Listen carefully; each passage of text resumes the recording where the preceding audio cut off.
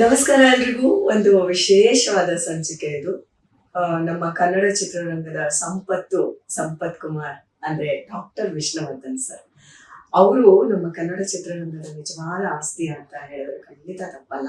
ಅವರ ವಿನಯವಂತಿಕೆಯಿಂದ ಹಿಡಿದು ಅವರ ಆಕ್ಟಿಂಗ್ ವರ್ಗು ಅವರು ನಮ್ಮ ಚಿತ್ರರಂಗಕ್ಕೆ ಅಥವಾ ನಮ್ಮ ಕರ್ನಾಟಕಕ್ಕೆ ಕನ್ನಡಕ್ಕೆ ಕೊಟ್ಟಿರೋ ಕೊಡುಗೆನ ನಾವ್ ಯಾವತ್ತೂ ಮರೆಯಕ್ ಸಾಧ್ಯ ಇಲ್ಲ ಅಂತ ಒಂದು ಮಹಾನ್ ಚೇತನ ಡಾಕ್ಟರ್ ವಿಷ್ಣುವರ್ಧನ್ ಸರ್. ಬನ್ನಿ ಈಗ ಅವರ ಬಗ್ಗೆ ನಮ್ಮ ಕನ್ನಡ ಚಿತ್ರರಂಗದಲ್ಲಿ ತುಂಬಾ ಅಂದ್ರೆ ನಾವೆಲ್ಲರೂ ತುಂಬಾ ಇಷ್ಟಪಡಬಹುದಾದಂಥವ್ರು, ಮತ್ತೆ ಚಿಕ್ಕವರಿಂದ ದೊಡ್ಡವರವರೆಗೂ ಪ್ರತಿಯೊಬ್ಬರ ಜೊತೆನೂ ತುಂಬಾ ಚೆನ್ನಾಗಿ ಜಲ್ ಆಗುವಂಥವ್ರು. ಅವ್ರ ಜೊತೆ ಕಳೆಯೋ ಎಷ್ಟೊತ್ತು ಸಮಯನೂ ತುಂಬಾ ಮೀನಿಂಗ್ಫುಲ್ ಆಗಿರುತ್ತೆ, ತುಂಬಾ ತಿಳ್ಕೊಂಡಿರ್ತೀವಿ ನಾವು. ಅವರು ವಿಷ್ಣು ಸರ್ ಜೊತೆ ಕೆಲಸ ಮಾಡ್ತಾರೆ. ವಿಷ್ಣು ಸರ್ ಜೊತೆಗೊಂದು ಬ್ಯೂಟಿಫುಲ್ ಆಗಿರೋ ಒಂದು ಒಡನಾಟ ಇದೆ. ಸೊ ಅದನ್ನ ನಾನು ಇವತ್ತಿನ ಈ ಸಂಚಿಕೆಯಲ್ಲಿ ನಿಮ್ ಮುಂದೆ ಇಡ್ತಾ ಇದ್ದೀನಿ. ನನ್ನದ ನಮ್ಮ ಪ್ರೀತಿಯ ಮೇಷ್ಟ್ರು ನಾಗತಿಹಳ್ಳಿ ಚಂದ್ರಶೇಖರ್ ಸರ್. ಬನ್ನಿ ಅವ್ರನ್ನ ಮಾತಾಡಿಸ್ತಾ ಹೋಗೋಣ. ವಿಷ್ಣು ಸರ್ ಬಗ್ಗೆ ಅವರು ನಮಗ್ ಗೊತ್ತಿಲ್ಲದೆ ಇರೋ ಎಷ್ಟು ಸಂಗತಿಗಳನ್ನ ನಮ್ಮ ಮುಂದೆ ಇಡ್ತಾರೆ ಅನ್ನೋ ಆ ಒಂದು ಆಶ್ಚರ್ಯದಿಂದ ಕುತೂಹಲದಿಂದ ನಾನು ಅವ್ರನ್ನ ಬರ್ಮಾಡ್ಕೊತಾ ಇದ್ದೀನಿ ಇವತ್ತಿನ ಒಂದು ಸುಂದರವಾಗಿರೋ ಸಂಚಿಕೆಗೆ. ಸರ್, ಕಾರ್ಯಕ್ರಮಕ್ಕೆ ಪ್ರೀತಿಯ ಸ್ವಾಗತ. ಇವತ್ತು ವಿಷ್ಣು ಸರ್ ಬಗ್ಗೆ ಮಾತಾಡ್ಬೇಕು. ನಮಗೆ ವಿಷ್ಣು ಸರ್ ಬಗ್ಗೆ ಗೊತ್ತಿಲ್ಲದೆ ಇರೋದನ್ನ ನಿಮ್ಮಿಂದ ಕೇಳಿ ತಿಳ್ಕೊಳ್ಳುವಂತಹ ಒಂದು ಕಾರ್ಯಕ್ರಮ. ಸೊ ಇವತ್ತಿನ ಈ ಕಾರ್ಯಕ್ರಮಕ್ಕೆ ನಿಮಗೆ ಪ್ರೀತಿಯ ಸ್ವಾಗತ. ಹೇಗಿದ್ದೀರಾ? ಚೆನ್ನಾಗಿದ್ದೀನಿ ಸರ್, ವಿಷ್ಣು ಸರ್ ಅಂದ ತಕ್ಷಣ ಎಲ್ಲಿಂದ ಶುರು ಮಾಡ್ಬೇಕು ಅಂತಾನೆ ಗೊತ್ತಾಗಲ್ಲ, ಅಷ್ಟೊಂದು ದೊಡ್ಡ ಅಡುಗು ಅದು. ಸೊ ನೀವು ವಿಷ್ಣು ಸರ್ನ ಫಸ್ಟ್ ನೋಡಿದ್ದು ಇನ್ನೇನ್ ಸಿನಿಮಾನಲ್ಲಿ ನಾವು ನೋಡಿರ್ತೀವಿ, ಬಟ್ ನನ್ ವೈಯಕ್ತಿಕವಾಗಿ ನೀವು ಅವ್ರನ್ನ ಭೇಟಿ ಮಾಡಿದ್ದು ಸಿನಿಮಾಯಿಂದ ತಗೊಂಡು ವೈಯಕ್ತಿಕವಾಗಿ ಚಲನಚಿತ್ರಕ್ಕೆ ಸಂಬಂಧಪಟ್ಟ ಬೇರೆ ಬೇರೆ ಸಮಾರಂಭಗಳಲ್ಲಿ ಅವ್ರ ಜೊತೆ ವೇದಿಕೆ ಹಂಚಿಕೊಂಡದ್ದಿದೆ. ಇರುತ್ತಲ್ಲ ಕೆಲವು ಕಾರ್ಯಕ್ರಮಗಳು. ಅದರಲ್ಲಿ ನನ್ನದೇ ಕಾರ್ಯಕ್ರಮಕ್ಕೆ ಅವರು ಅತಿಥಿಯಾಗಿ ಬಂದದ್ದು ಅಂದ್ರೆ ನನ್ನ ಪ್ರೀತಿಯ ಹುಡುಗಿ ಅದರ 25ನೇ ವಾರದ ಕಾರ್ಯಕ್ರಮಕ್ಕೆ ಬಂದು ಫಲಕ ವಿತರಣೆ ಮಾಡಿದ್ದು, ಎಲ್ಲ ಕಿರಿಯ ಕಲಾವಿದರಿಗೆ ಅವರು ಶುಭಾಶಯ ಕೋರಿ ಹೋಗೋದು, ಅದು ಒಂದು. ಅದಾದ್ಮೇಲೆ ಮತ್ತೆ ಅಂಥದ್ದೇ ಒಡನಾಟ ಅಂದ್ರೆ ಕೊಟ್ರೇಶಿ ಕನಸುದಲ್ಲಿ ಅವರು ಅತಿಥಿ ನಟರಾಗಿ ಒಂದು ಪಾತ್ರ ಮಾಡಿದ್ರು. ಅದು ಒಂದು ವಿಶೇಷ ಘಟನೆ. ಇದಾದ್ಮೇಲೆ ಅವರು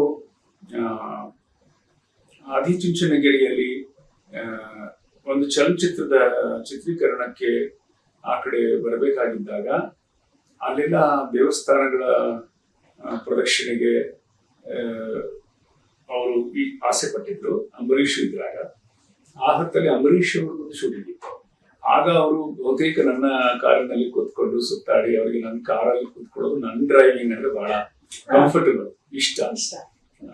ಅದು ಒಂದು ನನಗೆ ಲಂಕೇಶ್ವರು ನನ್ನ ಆ ಥರ ಮೆಚ್ಚುಗೆ. ಅಂದ್ರೆ ಒಂದು ರೀತಿಯ ನಾನು ಗ್ಲೋರಿಫೈಡ್ ಡ್ರೈವರ್ ಅಷ್ಟೇ, ಏನಿಲ್ಲ. ಅದೊಂದಿತ್ತು. ವಿಷ್ಣು ಯಾವಾಗಲೂ was very comfortable with my driving, ನನ್ನ ಕಾರಲ್ಲಿ ಕೂತ್ಕೊಳ್ತಾ ಇದ್ರು. ಇದು ಅಲ್ಲದೆ ಮಾತಾಡ ಮಟ್ಟಿಗೆ ಚಿತ್ರ, ಅದರ ಸಿದ್ಧತೆಗಳು, ಚಿತ್ರೀಕರಣ, ಬಿಡುಗಡೆ ಸಂದರ್ಭದಲ್ಲಿ ಪ್ರೀಮಿಯರ್ ಶೋ ಬೆಳಗಾವಿ ಗಡೀಜಿಯಲ್ಲಿ ಮಾಡಿದ್ದು, ಇಲ್ಲಿಂದ ಅವರು ಬೆಳಗಾವಿಗೆ ಬಂದದ್ದು, ಆ ಥರದ್ದು. ಸೊ ಅವರೊತ್ತಿಗೆ ಸವಿಗಳು. ಸೊ ಇದಿಷ್ಟು ನೀವು ಅವ್ರನ್ನ ಒಂದ್ ಲೈನಲ್ಲಿ ಹೇಳಿದ್ದು, ಹಿಂಗೆ ಮೀಟ್ ಆಯ್ತು, ಹಿಂಗ್ ಶುರು ಆಯ್ತು, ಹಿಂಗ್ ಕೆಲಸ ಆಯ್ತು. ವೆರಿ ಬಿಗಿನಿಂಗ್ ವಿಷ್ಣುವರ್ಧನ್ ಅಂದ ತಕ್ಷಣ ಅವರ ಕೊಟ್ರೇಶಿ ಕನಸಿನಲ್ಲಿ ಅತಿಥಿ ಗೆಸ್ಟ್ ಅಪಿಯರೆನ್ಸ್ ಅಲ್ಲಿ ಮಾಡಿದ್ರು. ಆ ಕಥೆನಲ್ಲಿ ಅವ್ರನ್ನ ಹೆಂಗ್ ತಂದ್ರಿ ನೀವು? ಅವ್ರನ್ನ ಹೆಂಗ್ ಅಪ್ರೋಚ್ ಮಾಡಿದ್ರಿ? ಅದು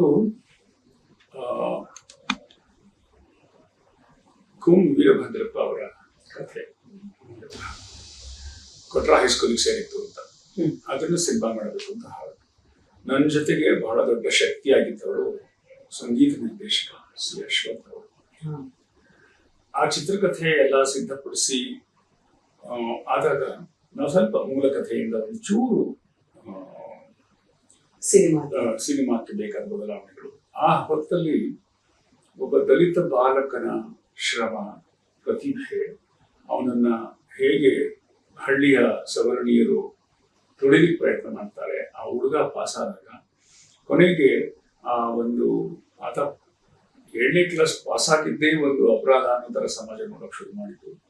ಆ ತರದ ಕಾಲಘಟ್ಟದಲ್ಲಿ ಕುಮ್ಮಿಯವರ ಕಥೆ ಕಡೆಯಲ್ಲಿ ದುರಂತದಲ್ಲಿ ಅಂತ್ಯ ಆಗ್ಬಿಡತ್ತೆ. ನಾವು ಅದನ್ನ ಪಾಸಿಟಿವ್ ಅಂತ್ಯ ಮಾಡಬೇಕು, ಅವ್ರಿಗೆ ನ್ಯಾಯ ಸಿಗಬೇಕು.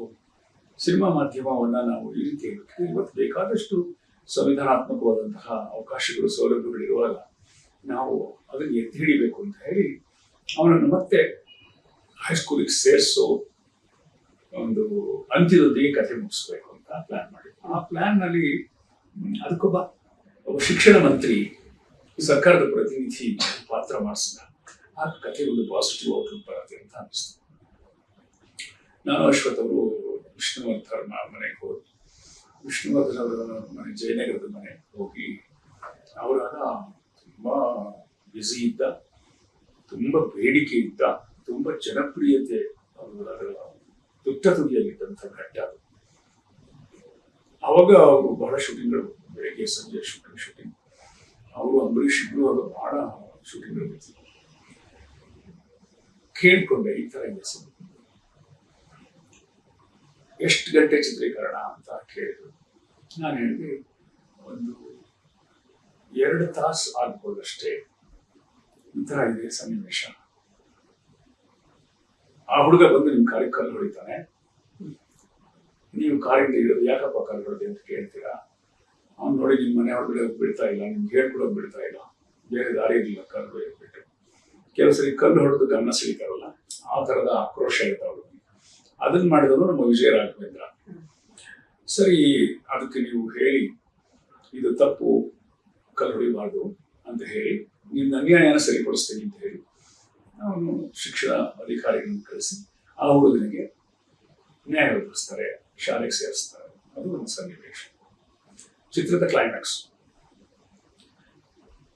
ವಿಷ್ಣು ಹೇಳಿದ್ರು, ಎಲ್ಲಿಯೂ ನೀವು ವಿಷ್ಣುವರ್ಧನ್ ನಟಿಸಿರುವ ಅಂತ ಹಾಕ್ಬಾರ್ದು, ಎಲ್ಲಿಯೂ ವಾಲ್ ಪೋಸ್ಟರ್ಸ್ ಅಲ್ಲಿ ಹಾಕ್ಬಾರ್ದು. ಯಾಕೆ ನನ್ನ ಅಭಿಮಾನಿಗಳು ಬೇರೆ ಏನೋ ನಿರೀಕ್ಷೆ ಮಾಡ್ಕೊಂಡು ಬಂದು ನಿರಾಶೆ ಆಗ್ಬೋದು. ಇದು ನನ್ನ ಚಿತ್ರ ಅಲ್ಲ, ನಿಮ್ಮ ಚಿತ್ರ. ನಿಮ್ಮ ಸ್ನೇಹಕ್ಕೆ, ಕಥೆಗೆ ಅಶ್ವಥ್ ಅವ್ರು ಬಂದಿದ್ದೀರಿ, ನೀವು ಬಂದಿದ್ದೀರಿ, ಅದಕ್ಕೆ ನಾನು ಅಭಿನಯಿಸ್ತೀನಿ. ಖಂಡಿತ ನಾವು ಹಾಕಲ್ಲ ಸರ್, ಅದು ಯಾವ ಕಾರಣಕ್ಕೂ ಹಾಕಲ್ಲ. ಅದು ಚಿತ್ರಕ್ಕೆ ತೊಂದರೆನೇ ಆಗುತ್ತೆ ಅದರಿಂದ. ನೀವು ತೆರೆ ಮೇಲೆ ಬರೋದು ಆಶ್ಚರ್ಯಕರವಾಗಿರ್ಬೇಕು, ಚಕಿತಗೊಳಿಸ್ಬೇಕು ಜನರನ್ನ. ಆ ವಿಷ್ಣು ಇದಾರ ಅಂತ ಆಗ ಅನಿಸ್ಬೇಕು ಅಂತ ಹೇಳಿದೆ. ಅದೇ ತರ ನಾನು ನಡ್ಕೊಂಡೆ ಬಂದು ಇಲ್ಲಿ ಒಂದು ಜಯನಗರದ ಮನೆಯಲ್ಲಿ ಚಿತ್ರೀಕರಣ ಮಾಡ್ತೀವಿ. ಚಿತ್ರೀಕರಣ ಮಾಡಿ ಅವರು ಬೇರೆ ಶೂಟಿಂಗ್ ಹೋಗೋಕೆ ಮುಂಚೆ ನಮ್ದು ಮುಗಿಸ್ಕೊಟ್ಬಿಟ್ಟು ಅದೇ ಇದರಿಂದ ಹಾಗೆ ಕಂಟಿನ್ಯೂ ಸ್ಟುಡಿಯೋಸ್ ಹೋದ್ರು. ಆ ಹೊತ್ತಲ್ಲಿ ಅವ್ರು ಹೋಗುವಾಗಲೂ ಅದೇ ಕೇಳಿದ್ರು, ನಿಮ್ಗೆ ಇನ್ನೂ ಏನಾದ್ರು ಬಿಟ್ಟಿದ್ದಾರೆ, ಇನ್ನೂ ಒಂದಿನ 1 ಗಂಟೆ ಬೇಕು ಅಂದ್ರೆ ಈ ತರ ನಾನು ಬೇರೆ ಕಾಲ್ ಶೀಟಿಗೆ ಅಡ್ಜಸ್ಟ್ ಮಾಡ್ಕೊಡ್ತೀನಿ, ದಯವಿಟ್ಟು ಚೆನ್ನಾಗಿ ಮಾಡಿ ಅಂತ ಹೇಳಿದ್ರು. ಆಮೇಲೆ ಬಂದು ಡಬ್ಬಿಂಗ್ ಮಾಡಿದ್ರು. ಅದನ್ನ ಮಾತ್ರ ನಾವು ಎಷ್ಟು ಉಳಿಸ್ಕೊಂಡ್ವಿ ಅಂದ್ರೆ ಚಿತ್ರದಲ್ಲಿ ಎಲ್ಲಿಯೂ ಅವ್ರನ್ನ ದುರುಪಯೋಗ ಮಾಡಲಿಲ್ಲ. ದುರುಪಯೋಗ ಅಂದ್ರೆ ಒಬ್ಬ ದೊಡ್ಡ ತಾರಿಗೆ ಆಕ್ಟ್ ಮಾಡಿದಾಗ ಅವ್ರು ಬಂದಿರೋದೇ 3 ನಿಮಿಷ ಬಂದಿರ್ತಾರೆ, ಅವ್ರ ಗೆಸ್ಟ್ ಅಪಿಯರೆನ್ಸ್ ಅಂತ. ಅವ್ರನ್ನ ನಾವು ಅವ್ರ ಅನುಮತಿ ಇರ್ಬೇಕು, ಸಿಕ್ಕಿದ್ದಾನೆ.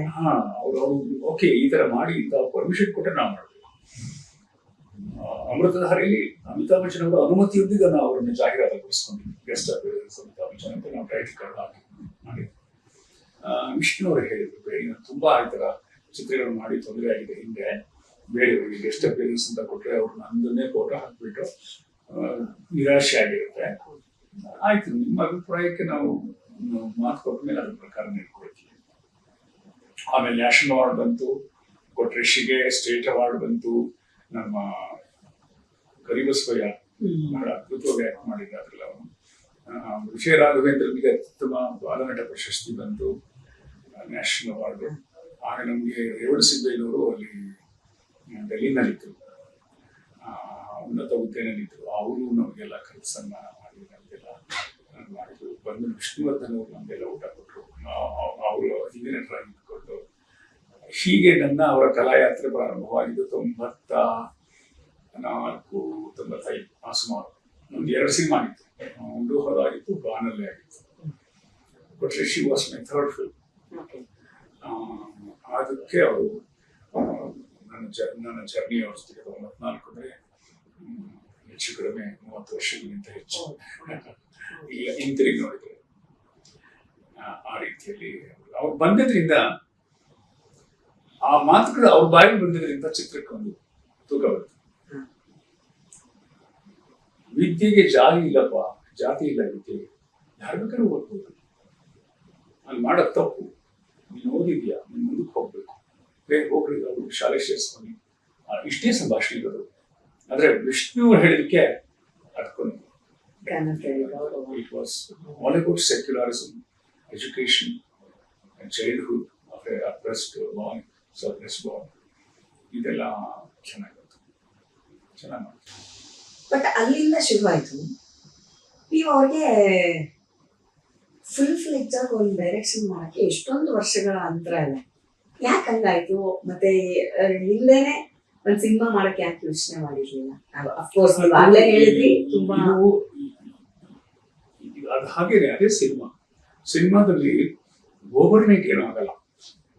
ತುಂಬಾ ತಾಳ್ಮೆ ಬೇಕು. ಕತೆ ಹೇಳ್ತಿರ್ತೀವಿ, ಕೇಳ್ತಿರ್ತಾರೆ, ಕೂಡ್ ಬರಲ್ಲ. ಎಲ್ಲ ಬಂದ್ರೆ ಪ್ರೊಡ್ಯೂಸರ್ ಇಷ್ಟಪಡಲ್ಲ. ಆಮೇಲೆ ಅವರ ತಮ್ಮ ಅಭಿಮಾನಿಗಳನ್ನ ಸಂತೈಸುವ, ಸಂಪ್ರೀತಗೊಳಿಸುವಂತ ಸಿನಿಮಾಗಳು ಮಾಡ್ಬೇಕಾಗುತ್ತೆ. ಅದಕ್ಕೋಸ್ಕರ ಅವರು ಅದು ಅವರ ವೃತ್ತಿ ಜೀವನವನ್ನು ಕಾಪಾಡಿಕೊಳ್ಳುವಂತ ಪ್ರತಿಯೊಬ್ಬ ನಾಯಕ ನಟರಿಗೂ ಆಗಿರುತ್ತೆ. ಯಾಕಂದ್ರೆ ಅವ್ರು ಹೌಸ್ಫುಲ್ ಬೋರ್ಡ್ ಮಾಡೋದು, ಒಂದು ಚಿತ್ರಮಂದಿರ ತುಂಬ ಅವರ ಇಂಡಸ್ಟ್ರಿ ನಡೆಯೋ ರೀತಿ ಅದು. ಎಲ್ಲರೂ ನಂತರ ಸಿನಿಮಾ ಮಾಡ್ಕೊಂಡು ಕೂತ್ಕೊಳ್ಳೋಕೆ ಆಗಲ್ಲ, ಮಾಡಬಾರದು. ನಾನು ಯಾವಾಗಲೂ ಹೇಳ್ತಿರ್ತೀನಿ, ಈ ಸಿನಿಮಾ ಅನ್ನೋದು ಒಂದು ಬೃಹದಾರಣ್ಯ, ಮಹಾನ್ ಒಂದು ದೊಡ್ಡ ಕಾಡು. ಎಲ್ಲ ಜಾತಿಯ ಮರಗಳು ಇರುತ್ತೆ ಇಲ್ಲಿ. ಚಿಕ್ಕ ಪುಟ್ಟ ಬಳ್ಳಿಗಳಿಂದ ಹಿಡಿದು ತೇಗ ಇರುತ್ತೆ, ಗಂಧ ಇರುತ್ತೆ, ಚಿಕ್ಕ ಪುಟ್ಟ ಏನೆಲ್ಲ ಇರುತ್ತೆ, ಅದೆಲ್ಲ ಸೇರಿ ಕಾಡು. ಒಂದೇ ಜಾತಿಯ ಮರಗಳಿಂದ ಕಾಡಿರಲ್ಲ. ಸಿನಿಮಾನು ಹಾಗೆ. ಅಲ್ಲಿ ತಾರೆಗಳ ಸಿನಿಮಾ ಒಂದ್ ಕಡೆ ನಡೀತಿರುತ್ತೆ, ಮಧ್ಯಮ ಪ್ರಯಾಣ ಮಾಡುವಂತ ನಂತರ ಮಧ್ಯಮ ಮಾರ್ಗಿಗಳು ಒಂದು ಕೊಂಬಿರುತ್ತೆ, ಪೂರ್ತಿ ಆರ್ಟ್ ಫಿಲ್ಮ್ ಮಾಡುವಂತ ಒಂದು ಶಾಲೆ ಇರುತ್ತೆ. ಎಲ್ಲ ಇರ್ಬೇಕು. ಇದು ಸರಿ ಅದು ಸರಿಯಲ್ಲ ಅಂತ ಹೇಳಕ್ ಯಾರು ನಾವು? ಹಾಗಾಗಿ ರಾಜ್ಕುಮಾರ್ ಅವರಾಗ್ಲಿ, ವಿಷ್ಣು ಆಗ್ಲಿ, ಪುನೀತ್ ಅವರಾಗ್ಲಿ ಅಂತವ್ರ ಜೊತೆಗೆ ಒಂದು ಸಿನಿಮಾ ಸರಿಯಾಗಿ ಎಲ್ಲ ಸೇರ್ಕೊಂಡು ಶುರುವಾಗೋದು, ಹರಟೆ ಹೊಡೆಯುವುದು ಎಲ್ಲ ಇತ್ತು. ಆದ್ರೆ ಸಿನಿಮಾ ಅಂತ ಪ್ರಾರಂಭ ಮಾಡ್ಬೇಕಾದ್ರೆ ಅಮೃತ ಧಾರೆ ನೋಡಿದ್ರು ಅವರು. ಅದಾದ್ಮೇಲೆ ಮಂಜುಗೂ ವಿಷ್ಣು ಸರ್ಗೂ ಆ ಚಿತ್ರ ಬಹಳ ಇಷ್ಟ ಆಯ್ತು. ಅದಾದ್ಮೇಲೆ ಮಂಜು ವಿಷ್ಣು ಸರ್ ಇಟ್ಕೊಂಡು ಒಂದು ಸಿನಿಮಾ ಮಾಡ್ಕೊಡಿ ಮೇಸ್ಟ್ರೆ ಅಂತ ಬಂದ. ಕೆ ಮಂಜು ನನ್ನ ಪ್ರೀತಿಯ ವಿದ್ಯಾರ್ಥಿ, ನಮ್ಮ ಕಾಲೇಜಲ್ಲಿ ಓದಿದ್ದಾದ. ನಾನು ಟೀಚರ್ ಆಗಿ ರೆಗ್ಯುಲರ್ ಮೇಸ್ಟರ್ ಆಗಿದ್ದೆ. ಸರಿಯಾಗಿ ಕ್ಲಾಸಿಗೆ ಬರ್ತಿರ್ಲಿಲ್ಲ ಆ ವಿಷಯ. ಎಂದಿನ ಅವನು ಆಗಿನ್ನೂ ಜೋರಾಗಿದ್ದಾನೆ. ಸರಿ, ಶಿಷ್ಯೋತ್ತಮನ ಪ್ರೀತಿ, ವಿಷ್ಣು ಅವ್ರ ಬಗ್ಗಿನ ಪ್ರೀತಿ ಅಂದ ಶುರುವಾಯಿತು. ಸುಮಾರು ನಾವು 3-4 ವರ್ಷ ಅದರ ಕಥೆ ಸಿದ್ಧಪಡಿಸಿದ್ವಿ. ಈಗ ಕೇಳಿದ್ಯಲ್ಲ ನೀನು ಯಾಕೆ ಮಾಡ್ಲಿಲ್ಲ ಅಂತ. ಕಥೆ ಒಪ್ಕೊಂಡ ಮೇಲೆ, ಒಂದು ಪ್ರಾಜೆಕ್ಟ್ ಒಪ್ಕೊಂಡ ಮೇಲೆ 2-3 ವರ್ಷ ಆಗುತ್ತೆ ಪ್ರೋಸೆಸ್. ಅಂದ್ರೆ ಕಥೆನ ಫೈನ್ ಟ್ಯೂನ್ ಮಾಡೋದು. ಫೈನ್ ಟ್ಯೂನ್ ಮಾಡ್ತಾ ಮಾಡ್ತಾ ಮಾಡ್ತಾ ಕೆಲವು ಡಿಲೀಟ್ ಆಗುತ್ತೆ, ಕೆಲವು ಆಡಪ್ ಆಗುತ್ತೆ. ಅದೊಂದು ಅತ್ಯುತ್ತಮ ಚಿತ್ರಕಥೆ ಆಗೋ ಪ್ರೋಸೆಸ್ ಇರುತ್ತಲ್ಲ. ಕ್ಯಾಮ್ರಾಮನ್ ಮುಂದೆ ಕೂತ್ಕೋತಾರೆ, ಲೊಕೇಶನ್ ಯಾವ್ದು ಅಂತ ಇರುತ್ತೆ, ಸಹ ಕಲಾವಿದರು ಅವರ ಆಯ್ಕೆ ಆಗ್ತಾರೆ, ಇದೆಲ್ಲ ಪ್ರೋಸೆಸ್. ಪ್ಲಸ್ ವಿಷ್ಣು ಅವ್ರದ್ದು ಆರೋಗ್ಯ, ಅಷ್ಟೊತ್ತಿನಾಗ್ಲೇ ಆರೋಗ್ಯದ ತೊಂದರೆ ಸ್ಟಾರ್ಟ್ ಆಯ್ತದೆ. ಸರಿ, ನಾನೇನ್ ಮಾಡಿದೆ, ನನ್ನ ಮನಸ್ಸಲ್ಲಿ ನಾನು ಮೂಲತಃ ಕರ್ನಾಟಕದ ಎಲ್ಲ ಚಳುವಳಿಗಳನ್ನ ಕಂಡಿದ್ದೆ, ಭಾಗವಹಿಸಿದ್ದೆ. ಎಲ್ಲ ಚಳುವಳಿಗಳು, ರೈತ ಚಳುವಳಿ, ಪರಿಸರ ಚಳುವಳಿ, ಗೋಕಾಕ್ ಚಳುವಳಿ, ಈ ಎಲ್ಲ ಭಾಷಾ ಚಳುವಳಿಗಳು ಎಲ್ಲದಕ್ಕೂ ಇದ್ದೆ. ನಾಯಕನಾಗಿ ಅಲ್ಲ, ನಾಯಕರ ಹಿಂದೆ ಇದ್ದೆ, ಒಬ್ಬ ಕಾರ್ಯಕರ್ತನಾಗಿ ಇದ್ದೆ. MDN ಅವರ ನಂಜುಂಡಸ್ವಾಮಿ ಅವರ ರೈತ ಹೋರಾಟದಲ್ಲಿ ನಾನು ಬಹಳ ಸಕ್ರಿಯ ಕಾರ್ಯಕರ್ತ. ಅದರ ಮೂಲ ಬೀಜದಿಂದಲೇ ನಾನು ನಾಗತ್ ಹೇಳಿ ನೆಚ್ಕೊಂಡಿದ್ದು, ಊರ್ ಕೆಲಸಗಳೇನೋ ಮಾಡಕ್ ಶುರು ಮಾಡಿದ್ದು ಹೋರಾಟದ ಅದು ಮಾಡಿದ್ದೀನಿ. ಅದು ಪ್ರತ್ಯೇಕ. ಆದ್ರೆ ಆ ಚಳುವಳಿಯನ್ನ ಕುರಿತು ಲೇಖಕನಾಗಿ ಕಥೆಗಳನ್ನು ಬರೆದಿದ್ದೆ. ಒಂದು ಬನ್ನೇರಿ ಕಥೆ, ಅದನ್ನ ನಂಜುಂಡೇಗೌಡರು ಸಂಕ್ರಾಂತಿ ಅಂತ ಫಿಲ್ಮ್ ಮಾಡಿದ್ರು, ಅವ್ರು ನಿರ್ದೇಶಕರು. ನನ್ನ ಕಥೆ ಅಷ್ಟೇ, ಒಂದು ಹಾಡು ಬರೆದಿದ್ದೆ. ಅದಾದ್ಮೇಲೆ ನಾನು ಸ್ವತಂತ್ರ ನಿರ್ದೇಶಕನಾದ್ಮೇಲೆ ನಾನು ಒಂದು ರೈತರ ಪ್ರಸ್ತುತ ಭಾವನೆಗಳು ಇಟ್ಕೊಂಡು ಒಂದು ಸಿನಿಮಾ ಮಾಡಬೇಕು ಅಂತ ನನಗೆ ತೀವ್ರವಾಗಿ ಅನ್ನಿಸ್ತು. ಅದಕ್ಕೆ ಸಹಜವಾಗಿ ಅನೇಕ ಸೋರ್ಸಸ್, ಆಕರಗಳು, ಅನೇಕ ಚಿತ್ರಗಳನ್ನು ನೋಡಿದ್ದೇನೆ ಆ ಸಂದರ್ಭದಲ್ಲಿ. ಫಿಲ್ಟರ್ ಅಂದ ರೂಫ್, ತುಂಬಾ ಕಾಡಿದಂಥ ಸಿನಿಮಾ ಅಂತ ಅನೇಕ ಚಿತ್ರಗಳು ನನ್ನನ್ನು ಪ್ರಭಾವಿಸಿದ್ವು. ಏನಾದರೂ ಒಂದು ಆ ಥರದ್ದು ಮಾಡಬೇಕು ಅಂತ. ಒಬ್ಬ 3 ಮಕ್ಕಳ ತಂದೆ ಪಾತ್ರ, ಹೆಣ್ಮಕ್ಳು, ವಿಷ್ಣುವರು ಮೊದಲ ಬಾರಿಗೆ ಆ ಥರದ ಒಂದು ಹಿರಿಯ ಪಾತ್ರ ಮಾಡಬೇಕಾದಂತ ಒಂದು, ಅದನ್ನ ಅವರು ಬಹಳ ಚರ್ಚೆ ಮಾಡ್ತಾ ಮನೇಲಿ ಕೂತ್ಕೊಂಡು ಬಹಳ ಇಷ್ಟಪಡ್ತಾ ಹೋದ್ರು. ಆಮೇಲೆ ಮಂಜು ಇದನ್ನ ಮಾಡಬೇಕು ಅಂತ ಆಯ್ತು, ಅದನ್ನ ಚಿತ್ರೀಕರಣ ಮಾಡಬೇಕಾಯ್ತು. ನೋಡಿ, ಅದುವರೆಗೆ ವಿಷ್ಣು ಅವರು ಮೈಸೂರು, ಕಿಂಗ್ಸ್ ಕೋರ್ಟ್ ವಾಸ್ತವ್ಯ, ಮೈಸೂರು ಸುತ್ತಮುತ್ತ ಚಿತ್ರೀಕರಣ ಅಷ್ಟೇ. ಅಷ್ಟರ ಮಟ್ಟಿಗೆ ಅವರು ಒಂದು ಸಣ್ಣ ಒಂದು ಕೋಟೆ ಅಲ್ಲಿ, ಯಾಕೆಂದ್ರೆ ಆರೋಗ್ಯದ ಕಾರಣ ನಾನು ಹೇಳಿದೆ, ಈ ಸಿನಿಮಾ ಸ್ವಲ್ಪ ನೀವು ಸುತ್ತಾಡಬೇಕು, ಬೇಕಾದ್ರೆ we will make break schedules, ಚಿಕ್ಕ ಸ್ಕೆಡ್ಯೂಲ್ ಮಾಡೋಣ. ಒಪ್ಕೊಂಡ್ರು ಮುಖ್ಯ ಭಾರತೀಯ ಒಪ್ಕೊಂಡ್ರು. ನಾವು ನೋಡಿ ಮಾತಾಡ ಮಲ್ಲಿಗೆ ನೋಡಮ್ಮ, ನಾನು ಅಗ್ರಿಬೊಮ್ನಲ್ಲಿ ಅಲ್ಲಿ ಸುತ್ತಮುತ್ತ ಹೂವಿನ ಬೆಳೆಗಾರರು ಇದ್ದಾರೆ. ಅದು ಪಿಂಜಾರು ಹೆಗ್ಡಾಳು ಅಂತ ಒಂದು, ಅದು ಮಲ್ಲಿಗೆ ಬಿಡುತ್ತೆ ಕರೆಕ್ಟಾಗಿ ಆಷಾಢ ಮಾಸದಲ್ಲಿ. ಆ ಟೈಮ್ನಲ್ಲಿ ಹೋಗ್ಬೇಕು. ಆಮೇಲೆ ನದಿ ಮುಖ, ಒಂದು ಮೊಸಳೆ ಸಾಲು ಅಂತ ಬರುತ್ತೆ, ಅಲ್ಲಿ ಸಮುದ್ರ ಮತ್ತು ನದಿಗಳು ಸೇರೋ ಜಾಗ, ಅಲ್ಲಿ ಕ್ಲೈಮ್ಯಾಕ್ಸ್ ಎಲ್ಲ ಅಲ್ಲಿ ಪ್ಲಾನ್ ಮಾಡ್ತಾರೆ. ಇನ್ನು ಈ ಕಡೆಗೆ ಬಂದ್ರೆ ಸ್ವಲ್ಪ ಹೊನ್ನಾವರದ ಕಡೆಗೆ ಸುವರ್ಣಕಟ್ಟೆ ಅಂತ ಒಂದು ಹಳ್ಳಿ, ಅಲ್ಲಿ ಸೆಟ್ಸ್ ಹಾಕಿ ನಮ್ಮ ಅರುಣ್ ಸಾಗರ್, ಅಲ್ಲಿ ಹಳ್ಳಿಯ ದೃಶ್ಯಗಳು. ಹಳ್ಳಿಯಲ್ಲಿ ಮನೆಗಳಿರ್ಲಿಲ್ಲ, ವಿಷ್ಣುವರ್ಧನ್ ಅವರ ಮನೆಯ ದೊಡ್ಡ ಒಂದು ಮನೆ ಬೇಕಾಗಿತ್ತು. ಆ ಹಳ್ಳಿಗಳಲ್ಲಿ ಎಲ್ಲಿಯೂ ಅಲ್ಲಿ ಅಂತ ಮನೆ ಸಿಕ್ಕಿಲ್ಲ. ಆ ಮನೆಯಲ್ಲಿ ನಾವು ತೀರ್ಥಹಳ್ಳಿ ಹತ್ರ ಹೋದ್ವಿ. ಅಲ್ಲಿ ಒಂದು ಗಿರೀಶ್ ಕಾಸರವಳ್ಳಿ ಅವರ ಹಿರಿಯರು ಇದ್ದ ಮನೆ ಅದು. ಆ ಮನೆ ಅಲ್ಲಿ, ಅದು ಸುಮಾರು ಇಂಟೀರಿಯರ್ ತೀರ್ಥಹಳ್ಳಿ ಹತ್ರ. ಆಮೇಲೆ ಉದಕ ಮಂಡಲ, ಹೀಗೆ ಅವ್ರನ್ನ ಎಳ್ಕೊಂಡು ವಿಷ್ಣು ಅವ್ರನ್ನ ಒಪ್ಸಿ 5 ದಿನ 6 ದಿನ ಶೂಟಿಂಗ್ಗಳಿಗೆ ಇಲ್ಲೆಲ್ಲ ಕಡೆ ಕರ್ಕೊಂಡು ಹೋಗಿ ಆಯ್ತಾ. ಪಾಪ ಬಂದ್ರು, ನಾನು ಹೇಳಿದೆ ಕಥೆ ಈ ತರ ಇದೆ, ದಯವಿಟ್ಟು ಬರೋಣ, ಬರ್ತೀನಿ ಅಂತ. ಅವರ ಅನಾರೋಗ್ಯದ ಮಧ್ಯೆಯೂ ಭಾಗವಹಿಸಿದರು. ಪಾಪ ತುಂಬಾ ಜನ ನಿಮಗೆ ಖಂಡಿತ ವಿಷ್ಣುವ್ರನ್ನ ಹ್ಯಾಂಡಲ್ ಮಾಡಕ್ ಕಷ್ಟ, ಬಹಳ ಮೋಡಿಯವರು, ನಿಮ್ಮ ಸೆನ್ಸಿಟಿವಿಟಿ ಬೇರೆ, ನಿಮಗೆ ಅವ್ರಿಗೆ ಖಂಡಿತ ಇದಾಗುತ್ತೆ, ಮಧ್ಯದಲ್ಲಿ ಏನಾದ್ರು ಆಗ್ಬಿಡುತ್ತೆ, ಎಚ್ಚರಿಕೆಯಿಂದ ಕಮಿಟ್ ಮಾಡ್ಕೊಳ್ಳಿ ಅಂತ ಹಿತೈಷಿಗಳೇ ಆ ತರ ಕೆಲವರು ಬಂದು ಹೇಳಿ, ತುಂಬಾ ಉದ್ಯಮದ ಗೆಳೆಯರು. ನಾನು ಹೇಳಿದೆ, ನಾನು ಟಿಪಿಕಲ್ ಮೇಸ್ಟ್ರು, I have a wonderful communication skill. ನಾನು ಎಲ್ಲವನ್ನು ಸ್ಪಷ್ಟವಾಗಿ ವಿವರವಾಗಿ ಹೇಳ್ತೀನಿ. ವಿಷ್ಣು ಅವ್ರಿಗೆ ಹೇಳಿದ್ದೆ, ಹೀಗಿರುತ್ತೆ ಸರ್, ಹೀಗಿರುತ್ತೆ. ಇದೆಲ್ಲ ಒಪ್ಪಿತು ಆದ್ರೆ ಮುಂದುವರಿಯೋಣ. ಸೆಟ್ಸ್ ಅಲ್ಲಿ ಮಾತೇ ಇರಲ್ಲ, ಸ್ಕ್ರಿಪ್ಟ್ ಇರುತ್ತೆ, ಮಾಡ್ತೇವೆ ಅಷ್ಟೇ. ನಿಮಗೆ ಗೊತ್ತಿಲ್ಲದೆ ಯಾವ್ದೋ ದೃಶ್ಯ ಮಾಡ್ಕೊಂಡ್ಬರೋದು, ನಿಮ್ಗೆ ಇದೇನು ಹೇಳಿದೀವ ಅಂತ ಅನ್ಸೋದಿರಲ್ಲ. ಒಂದ್ಸರಿ ನೋಡ್ಕೊಳ್ಳಿ ಅಂತ ಹೇಳಿ ರೀಡಿಂಗ್ ಅವ್ರ ಮನೆಗೂ ಕೊಡ್ತಿದ್ದೆ. ಸಂಪೂರ್ಣ ನಿಮಗೆ ಕಂಫರ್ಟಬಲ್ ಅನ್ಸಿದ್ರೆ ಚಿತ್ರೀಕರಣ, ಬೇಡ. ಯಾಕಂದ್ರೆ ಸುಮ್ನೆ ವಿವಾದಗಳು ಮಾಡ್ಕೊಳ್ಳೋದು, ಮೈ ಹೇಳ್ಕೊಳ್ಳೋದು, ನಾನ್ ಮಹಾ ದೊಡ್ಡ ನಿರ್ದೇಶಕ, ನನ್ನ ಪ್ರಕಾರ ಹೇಳ್ಕೊಳ್ಳೋದು, ಅದು ಅವರು ಈ ನಿರ್ದೇಶಕರು ಹೇಳದೆ ಒಂದು ಮಾಡದೆ ಒಂದು ಅವ್ರು ಅನ್ಕೊಳ್ಳೋದು, ಎರಡೂ ಆಗ್ಬಾರ್ದು. ಸಂವಹನ ಬಹಳ ಬಹಳ ಮುಖ್ಯ. ಅದು ನಾನು ಅಮಿತಾಬ್ ಬಚ್ಚನ್ ಅವ್ರ ಜೊತೆಗೂ ಆ ಕಮ್ಯುನಿಕೇಶನ್ಸ್ ಕರೆಕ್ಟಾಗಿ ಇಟ್ಕೊಂಡಿದ್ದೆ, ನಮ್ಮ ಅಣ್ಣ ಅವ್ರ ಜೊತೆಗೂ ಕಮ್ಯುನಿಕೇಶನ್ಸ್ ಇಟ್ಕೊಂಡಿದ್ದೆ. ಬೇರೆಯವ್ರು ಏನಾದ್ರು ಕಮ್ಯುನಿಕೇಶನ್ ಫಿಲ್ಅಪ್ ಮಾಡ್ಲಿ, ಸುಳ್ಳು ಹೇಳೋದು, ಚಾಡಿ ಹೇಳೋದೇನು ಇರುತ್ತೆ, ನಮ್ ಕಡೆಯಿಂದ ನಾವು ಕರೆಕ್ಟ್ ಇರ್ಬೇಕು. ನಮ್ ಕಡೆಯಿಂದ ಉದ್ಯಮದಲ್ಲಿ ಬಿಟ್ರೆ ಅಲ್ಲಿದೆ ಅಂತ ಒಂದು ಏನಾದ್ರು ಒಂದು ನೆಗೆಟಿವ್ ಹೇಳಿ, ಅಯ್ಯೋ ಎಷ್ಟು ಹತ್ರ ಯಾಕೆ ಮಾಡ್ತೀರಿ, ಅವ್ರಿಗೆ ಕಮರ್ಷಿಯಲ್ ಸಿನಿಮಾ ಮಾಡಕ್ ಬರಲ್ಲ ಅಂತ ಹೇಳೋರು ಇರ್ತಾರೆ, ಹೇಳಿದ್ದಾರೆ. ಅದಕ್ಕೆ ನಾನು ಹೇಳಿದೆ, ಸರ್ ನೋಡಿ ಹೀಗಿರುತ್ತೆ, ನಿಮಗಿದು ಸರಿ ಅನ್ಸಿದ್ರೆ ಹೋಗೋಣ, ಇದು ಯಾಕೆ ಹೀಗಿದೆ ಕೇಳಿ, ನಾನು ಹಿಂಗಿದೆ ಅದಕ್ಕೆ ಇಂಥ ಉತ್ತರಗಳಿದೆ ನೋಡಿ, ಈ ಕಾರಣಕ್ಕೆ ಈ ಪಾತ್ರ ಈ ಪಾತ್ರ ಹೀಗೆ ಮಾಡ್ತೀನಿ. ನೀವು 3 ಮಕ್ಕಳು ತಂದೆ, ಆಮೇಲೆ ನೀವು ಕೈಗೆ ಬಳೆ ಹಾಕೊಂಡು ಹೊಡೆಯೋದು ಅವೆಲ್ಲ ಇರಲ್ಲ. ಓಕೆ. ಇಲ್ಲ. ಹಂಗಂದ್ರೆ ನಮ್ಮಲ್ಲಿ ಏನು ಫೈಟಿಂಗ್ ಇಲ್ವಾ ಅಂದ್ರೆ ಇದೆ. ಏನಂದ್ರೆ ಅಂತರದ ಫೈಟಿಂಗ್, ಮನುಷ್ಯನ ಅಂತರ್ಯುದ್ಧ ಇದೆ.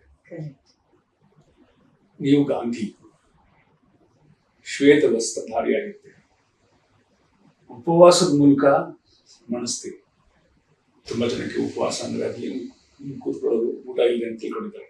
ಉಪವಾಸ ಬಹಳ ದೊಡ್ಡ ಯುದ್ಧ, ಅದನ್ನು ಗಾಂಧೀಜಿ ಪ್ರೂವ್ ಮಾಡಿದ್ದಾರೆ. ತುಂಬಾ ಜನ ಅನ್ಕೊಳ್ತಾರೆ ಉಪವಾಸ ಅನ್ನೋದು ಯಾವನೋ ಒಬ್ಬ ದ್ರಾವ್ಯ ಮುಖ ಹಾಕೊಂಡು ಹೊಟ್ಟೆಗಿಲ್ಲದೆ ಕೂತ್ಕೊಂಡು ಅಂತ ಅನ್ಕೊಂಡಿರ್ತಾರೆ. ಅಲ್ಲ, ಉಪವಾಸಕ್ಕಿರೋ ಶಕ್ತಿ ಇದೆಯಲ್ಲ, ದೇಹದಂಡನೆ, ಇಟ್ಸ್ ನಾಟ್ ಈಸಿ. ಗಾಂಧೀಜಿ ಪ್ರಪಂಚಕ್ಕೆ ಕೊಟ್ಟ ಶಕ್ತಿ ಅದು. ಹಂಗರ್ ಸ್ಟ್ರೈಕ್ ಅಂತ, ನಿಜವಾದ ಹಂಗರ್ ಸ್ಟ್ರೈಕ್. ಅದರ ಮೂಲಕ ಹೇಳ್ತೀರಾ, ನೀವು ಕುಳಿತ ಜಾಗಕ್ಕೆ ಇಡೀ ಜಗತ್ತು ಮಾಧ್ಯಮ ಬರೋ ಹಾಗೆ ಮಾಡ್ಕೋತೀರಾ. ನೀವು ವಿಧಾನಸೌಧಕ್ಕೆ ಹೋಗಲ್ಲ, ಬರ್ತಾರೆ, ಅವ್ರು ಬರ್ತಾರೆ ಹುಡುಕೊಂಡ್ರೆ. ಹಂಗಿರುತ್ತೆ. ಹೇಳ್ತೀರಾ ನೀವು, ನನಗೆ ನಮ್ಮ ಹಳ್ಳಿನೇ ವಿಧಾನಸೌಧ, ಈ ನದಿ, ಈ ಸಮುದ್ರ ಇವೇ ನನ್ನ ಸಂವಿಧಾನ, ಯಾರಾದ್ರೂ ಇಲ್ಲಿಗೆ ಬರಲಿ. 2 ದಿನ 3 ದಿನ 4 ದಿನ ಆಮೇಲೆ ನಡೆಯೋಕೆ ಶುರುವಾಗುತ್ತೆ ವಿಧಾನಸೌಧ. ಫಸ್ಟ್ ನೋಡ್ರಪ್ಪ ಏನಾಗಿದೆ, ಏನೋ ಒಂದು ಸಂಚಲನ ಶುರುವಾಗುತ್ತೆ. ಹೀಗಾಗಿ ಈ ರೈತ ಹೋರಾಟಗಳಿಗೆ ಇದು ಅಂತಿಮ ತೀರ್ಪು ಅಂತ ನಾನು ಹೇಳಲ್ಲ. ಇದು ಒಂದು ಮಾರ್ಗ. ನಂಜುಂಡಸ್ವಾಮಿ ಅವರು ಬಹಳ ಕಠವಾಗಿ ಟೀಕ್ಸೋದು ವಿಧಾನಸೌಧನ. ಟೇಕ್ ಡೌನ್ ಅಂತ ಮುಖ್ಯಮಂತ್ರಿಗಳಿಗೆ ಆದೇಶ ಕೊಡ್ತಾ ಇದ್ರು. ಬರ್ಕೊಳಪ್ಪ, IAS ಅಧಿಕಾರಿಗಳಿಗೆ ಬರ್ಕೊಬೇಡ, ನಾನು ಕೊಡ್ತಾ ಇದ್ದೀನಿ, ಟೇಕ್ ಡೌನ್ ಮೈ ನೋಟ್ಸ್ ಅಂತ ಎಸ್ ಎಂ ಕೃಷ್ಣ ಅವ್ರಿಗೆ ಹೇಳಿದ್ರು. ಅಷ್ಟು ಪ್ರಖರವಾದ ನಾಯಕತ್ವ MD ಎಂದು ಅವ್ರನ್ನೆಲ್ಲ ನಾವು ನೋಡಿದ್ವಿ. ಹಾಗಾಗಿ ನನಗೆ ಇದ್ದಂತ ಒಂದು ಕ್ಲೈಮ್ಯಾಕ್ಸ್, ರೈತರ ಹೋರಾಟಕ್ಕೆ ನ್ಯಾಯ ಸಿಗ್ಬೇಕು ಅಂತ ಇದೆಲ್ಲ ಅವ್ರಿಗೆ ಎಕ್ಸ್ಪ್ಲೈನ್ ಮಾಡಿದ್ರು. ಸ್ವಲ್ಪ ಅಪರಿಚಿತವಾದ ಲೋಕ ಅವ್ರಿಗೆ. ಅವರು ಅವರ ಚಿತ್ರಗಳೆಲ್ಲ, ಅವರ ಅಭಿಮಾನಿಗಳು ಫೈಟ್, ಅವ್ರಿಗೆ ಸಾಹಸ ಸಿನಿಮಾ ಬಿರುದು, ಒಂದು ಬೇರೆ ತರದ ಇದಿರುತ್ತೆ. ಭಾರತಿ ಹೋದಾಗೆಲ್ಲ ಪಾಪ ನಮ್ಗೆಲ್ಲ ಹೊಟ್ಟೆ ತುಂಬ ಊಟ ಹಾಕೋರು, ಪ್ರೀತಿ ನೋಡ್ಕೊಳ್ಳೋದು, ಏನು ಎಷ್ಟಿಷ್ಟು ಕತೆ ಹೇಳ್ತಾರೆ, ಯಾರಿಷ್ಟು ಹೇಳ್ತಾರೆ ಅಂತ ಹಿಂಗೆ ನೋಡು, ಏನೇನು ಮನುಷ್ಯ ಇಷ್ಟೊಂದು ಕೊರಿತಾ ಇದ್ದಾರೆ.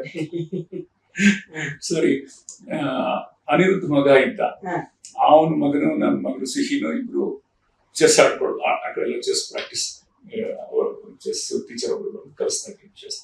ನಮ್ ಚೆಸ್ ಇದು, ಮಕ್ಕಳದೊಂದು ಚೆಸ್ ಹೇಳ್ತಾ ವಿಷ್ಣು ಪ್ರಶ್ನೆ ಕೇಳ, ಈ ತರ ಮಾಡಿದ್ರೆ ಅದು ಸರಿ ಹೋಗ್ತಾ, ಒಪ್ಪಿತವಾಗುತ್ತಾ, ಜನ ಏನಂತ ನಾನು ಹೇಳಿದೆ, ಇದು ಇವತ್ತಿನ ಅವಶ್ಯಕತೆ. ಇದುವರೆಗೆ ನೀವು ಮಾಡಿರೋ ಫೈಟ್ ತೆರೆ ಮೇಲೆ ಫಿಸಿಕಲ್ ಫೈಟ್ಸ್, ಒಬ್ಬ 10 ಜನಕ್ಕೆ ಹೊಡೆಯೋದು ಸಿನಿಮಾದಲ್ಲಿ ಒಂದು ಫೈಟ್, ಜನ ರೋಮಾಂಚನಗೊಳಿಸೋದು. ಅದನ್ನ ಮೀರಿದ ಒಂದು ಫೈಟ್ ಇದೆ. ಅದು 6 ಪ್ಯಾಕ್ ಬರೋ ಫೈಟ್ ಅಲ್ಲ, ಅದು ಬುದ್ಧಿಯ ಫೈಟ್, ತತ್ವದ ಫೈಟ್, ಸಿದ್ಧಾಂತಗಳ ಹೋರಾಟ. ಅದು ತುಂಬಾ ದೀರ್ಘಕಾಲ ಉಳಿಯೋದು, ಪರಿಣಾಮಕಾರಿಯಾಗಿ ಉಳಿಯೋದು. ಅದನ್ನ ನಾನು ಹೇಳಿದ್ಮೇಲೆ ಆ ಮನುಷ್ಯನಿಗೆ ನನಗೊಂದು ಅನ್ಸುತ್ತೆ ಪಾಂಚಾಲಿ, ಏನಂದ್ರೆ ತುಂಬಾ ಜನ ನಾಯಕ ನಟರಿಗೆ ಅದರ ತೆರ್ಕೊಡೋದಕ್ಕೆ ಸಾಧ್ಯ ಆದ್ರೆ, ಓಪನ್ ಅಪ್ ಆದ್ರೆ, they will get different kinds of characters. ಅದು ಮಲಯಾಳಂ ಆಗುತ್ತೆ. ನಮ್ಮಲ್ಲಿ ನಾಯಕನ ಕಲ್ಪನೆನೇ ಬೇರೆ ಆಗ್ಬಿಟ್ಟಿದೆ. ಕ್ಲೀಶೆಗಳು, ಫಾರ್ಮ್ಗಳು, ಸೂತ್ರಬದ್ಧವಾಗಿರೋದು ಸೇಫ್ ಅಂತ ಇರಿ. ನೀವು ಸೂತ್ರಬದ್ಧವಾಗಿ ಇರಿ, ಅದ್ರ ಮಧ್ಯೆ ಒಂದೊಂದು ಪ್ರಯೋಗ ಮಾಡಬೇಕು. ರಿಸ್ಕ್ ಇರುತ್ತೆ. ಮಾರ್ಕೆಟ್ ಬಗ್ಗೆ ಯೋಚನೆ ಮಾಡ್ತಾರೆ. ಒನ್ಸ್ ಏನಾದ್ರೂ ಡೌನ್ ಆಗ್ಬಿಡ್ತು ಅಂದ್ರೆ ಮತ್ತೆ ಅದನ್ನ ಮೇಲೆ ಎತ್ತದ ಕಷ್ಟ. ನಿಜ, ಅದೊಂದು ರಿಸ್ಕ್ ತಗೊಳ್ಬೇಕಾಗುತ್ತೆ. ಪ್ರಯೋಗಶೀಲತೆಯಲ್ಲಿ ನಂಬಿಕೆ ಇದ್ರೆ ಆ ರಿಸ್ಕ್ ತಗೊಳ್ತೀರ. ನಿನಗೆ ಪ್ರಯೋಗಶೀಲತೆಯಲ್ಲಿ ನಂಬಿಕೆ ಇಲ್ಲ ಅಂದ್ರೆ ಸೇಫ್ ಝೋನ್ ಅಲ್ಲಿ ಅದೇ ಸಿದ್ಧ ಸೂತ್ರಗಳು. ಅದು 100 ಸಿನಿಮಾ ನೋಡಿದ್ರು ಒಂದೇ ಅನಿಸುತ್ತೆ. ಹೀರೋಯಿನ್ ಯಾರು ಬದಲಾಯಿಸ್ಬಿಟ್ರೆ ಅದೇ ಸಿನಿಮಾ ಎಲ್ಲ ಕತೆಗೂ ಅಪ್ಲೈ ಆಗುತ್ತೆ. ಹಂಗಿರುತ್ತೆ. ಅದೇ ಲೊಕೇಶನ್, ಹಾಡು, 2 ಫೈಟು, ಅದು ಸೋತಿದ್ರು. ಬರಹಗಾರನಾಗಿ ನಾನು ಮಾಡಿಲ್ಲ, ಸೋತಿದ್ರು ನಾನು ಮಾಡಿಲ್ಲ. ನಾನು ಕೆಲವು ಚಿತ್ರಗಳು ಗೆದ್ದಿದ್ದಾವೆ, ಕೆಲವು ಸೋತಿದ್ದಾವೆ. ಆದ್ರೂ ನಾನು ಆದಷ್ಟು ಆ ಸೂತ್ರದ ಹೊರಗೆ ಉಳಿಲಿ ಟ್ರೈ ಮಾಡಿದ್ದೀನಿ. Sincerely I try myself to get away from the formulas. ಅದೊಂದು ನನ್ನ ಪ್ರಾಮಾಣಿಕ ಪ್ರಯತ್ನ. ನಾನು ತುಂಬಾ ಅದ್ಭುತವಾದದ್ದನ್ನು ಮಾಡಿದ್ದೀನಿ ಅಂತ ಹೇಳಿದ್ದಾರೆ. ಆದರೆ ಸಿನ್ಸಿಯರ್ಲಿ ಐ ಟ್ರೈಡ್. ಅದು ನನಗೆ ತುಂಬಾ ಅದು ಅನುಭವ ನನ್ನ ಎದುರಾಗಿದ್ದು ವಿಷ್ಣು ಅವರ ಜೊತೆಗೆ. ಅವರು ನನ್ನ ಸಿನಿಮಾಗಳನ್ನೆಲ್ಲ ನೋಡಿದ್ರು. ಅವ್ರು ಹೇಳಿದ್ರು, ಹೊಸಬ್ರು ಇಟ್ಕೊಂಡು ಇಷ್ಟು ಸಿನಿಮಾ ಮಾಡಿದ್ರು ನೀವು, ನನ್ನ ಪ್ರೀತಿ ಹುಡುಗಿ ಹುಡುಗ ಅವ್ರಿಗೆ ಗೊತ್ತೇ ಇಲ್ಲ, ಅವ್ರು ಇಟ್ಕೊಂಡು ನೀವು 45 ವಾರ ಕಂಪಾರಿಟ್ ಆಫೀಸಲ್ಲಿ ಇದ್ದಿದ್ದೀರಿ, ನನ್ನನ್ನು ಇಟ್ಕೊಂಡು ಏನ್ ಮಾಡ್ತಾರೆ? ನಾನು ಹೇಳಿದ್ರೆ, ನಿಮ್ಮನ್ನು ಇಟ್ಕೊಂಡಾಗ ನೀವು ಇದುವರೆಗೆ ಮಾಡಿರೋ ಚಿತ್ರಗಳನ್ನ ಬಿಟ್ಟೇ ಯೋಚಿಸ್ತೀನಿ ನಾನು. ಅದರ ವಿರುದ್ಧವಾಗಿ ಹಿಟ್ಲರ್ನ ವಿರುದ್ಧ ನಿಲ್ಲೋ ಗಾಂಧಿ ನೀವು ತುಂಬಾ ದೊಡ್ಡ ಪಾತ್ರ. ಯಾಕೆ ಈ ಮಾತು ಹೇಳ್ತೀನಿ ಅಂದ್ರೆ, ಈ ಮಾತುಗಳನ್ನ ಕಾನ್ಸ್ನಲ್ಲಿ ಸ್ಕ್ರೀನ್ ಆದಾಗ ಒಬ್ಬ ಫ್ರೆಂಚ್ ಕ್ರಿಟಿಕ್ ಹೇಳಿದಾಗ ಒಂದು ವೇದಿಕೆ ಮೇಲೆ, ಎಷ್ಟು ಒಂದು ರೀಜನಲ್ ಫಿಲ್ಮ್ ನಲ್ಲಿ ಇಷ್ಟು ಇಶ್ಯೂಗಳನ್ನ ಹ್ಯಾಂಡಲ್ ಮಾಡಿದ್ದೀರಾ ನೀವು. 2 ಐಡಿಯಾಲಜಿಗಳು, ಒಬ್ಬ ನಕ್ಸಲ್, ಒಬ್ಬ Gandhi, violence, non violence, floriculture, mining mafia, displacement of the farmers, ಹಳ್ಳಿಗಳಿಂದ ನಗರಪುರ ಜನ ನಿರ್ವಸಿತರಾಗಿರೋದು, ಭೂಮಿ ಬಗೆಯೋದು, ಎಷ್ಟು ವಿಷಯಗಳು.